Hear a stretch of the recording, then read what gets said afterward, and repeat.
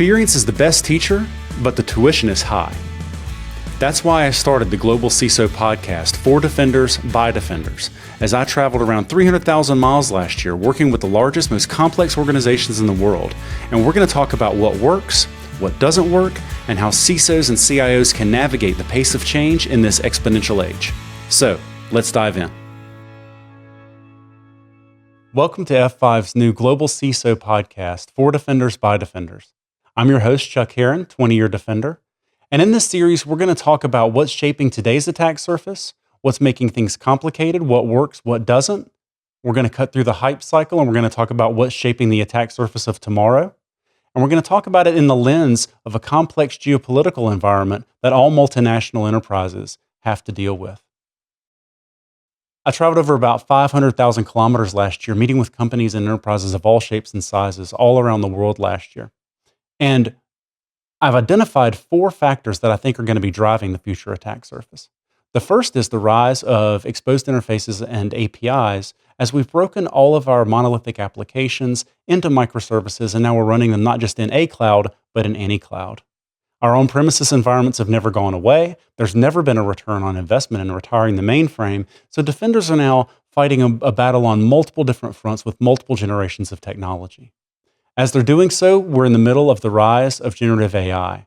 This is an adoption cycle that we've never seen before, and while there's a lot of hype in the hype cycle, there are clear definitions for what it's going to take for companies to win in the AI race against their competitors, and what's going to cause them to not receive the return on investment that they're so desperately seeking.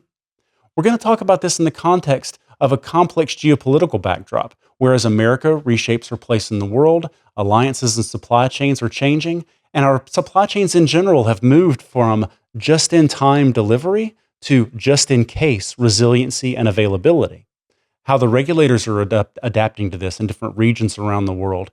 And we're going to talk about this in the context of the next attack surface for tomorrow, which is the rise of quantum computing, which is the parallel race condition between the US and China.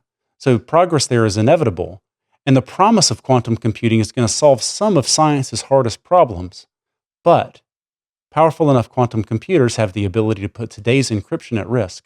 So what do defenders need to do to prepare themselves for a state of ongoing crypto agility, as getting ready for a post-quantum world is not a one-time upgrade? It's going to be a continuous march, and we're going to need to continuously be able to rotate our encryption ciphers as advancements continue to progress.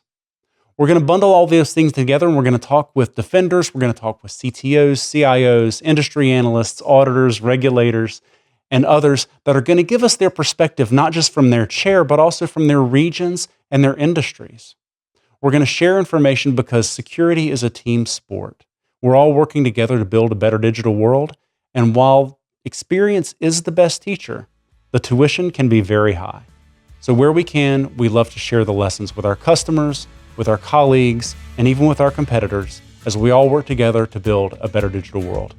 I'm looking forward to having you join us on F5's Global CISO Podcast with me, Chuck Herrin, Field CISO for F5, and we'll see you on the next episode. Thanks very much.